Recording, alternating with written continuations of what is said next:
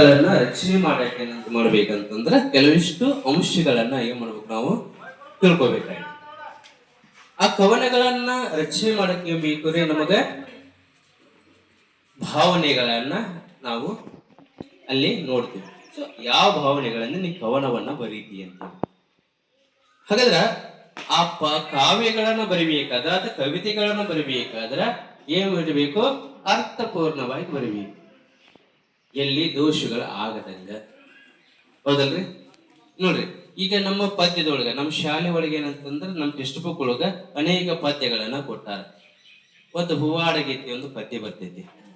ಹೂವನ್ನು ಮಾರುವ ಹೂವಾಡಗೀತಿ ಆಡುತ್ತ ಬರುತ್ತಿಹಳು, ಘಮ ಘಮ ಹೂಗಳು ಬೇಕೆ ಎನ್ನುತ್ತ ಆಡುತ್ತ ಬರುತ್ತಿಹಳು.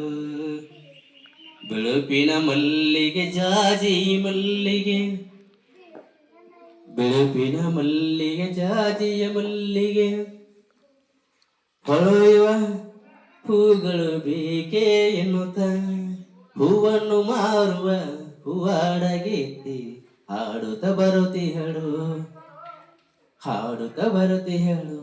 ಹೌದಲ್ಲ? ಚಂದ ಐತಲ್ಲ? ಹೂವನ್ನು ಮಾರುವ ಅಂತ ಒಬ್ಬ ಮಹಿಳೆಯ ಬಗ್ಗೆ ಅಲ್ಲೊಬ್ಬ ಕವಿ ಮಾಡ್ತಾನ. ನೋಡ್ರಿ ಇಷ್ಟು ಚಂದವಾಗಿ ಆ ಹೂವನ್ನ ನೋಡ್ರಿ ಅಲ್ಲಿ ಆ ವಿವರಣೆಯನ್ನ ಕೊಡ್ತಾರವ್ರು. ಎಷ್ಟು ಚಂದಲ್ಲ? ಹೂವನ್ನು ಮಾರು ನೋಡ್ರ, ಚಂದ ದಾಟಿ. ಹೋದ್ರ ಚಂದವಾದಂತ ಅರ್ಥ. ಅದಕ್ಕೆ ಕವನಗಳನ್ನ ಬರಬೇಕಾದ್ರೆ ಭಾವನೆಗಳು ಶುದ್ಧ ಇರಬೇಕು. ಒಂದು, ಅಲ್ಲಿ ಅಕ್ಷರ ದೋಷಗಳ ಆಗ್ಬಾರ್ದು. ಏನಾಗಬಾರ್ದು? ಅಕ್ಷರ ದೋಷಗಳ ಆಗಬಾರ್ದು. ಜೊತೆಗೆ ಅಪಪ್ರಶ್ನಿಸೊಂದು ಮಾತುಗಳನ್ನು ಅಲ್ಲಿ ನಾವು ಬರ್ಲಿಕ್ಕೆ ಸಾಧ್ಯ ಇಲ್ಲ. ಹಂಗೇನೋ ಬರೆದ್ರೆ ಅದು ಕಾವ್ಯಗಳ ಅನಿಸೋದಿಲ್ಲ. ಏನ್ ಮಾಡ್ಬೇಕಂದ್ರೆ ಕವನಗಳಲ್ಲಿ, ಹಾಡುಗಳಲ್ಲಿ, ಕಥೆಗಳಲ್ಲಿ ಏನಕ್ಕೆ ನಮ್ದು ಕೆಲವಷ್ಟು ಹಂತಗಳದು. ಹಾಗಾದ್ರೆ ಆ ಕವನ ರಚನೆ ಹಂತಗಳು ಅಂತ ಹೇಳಿ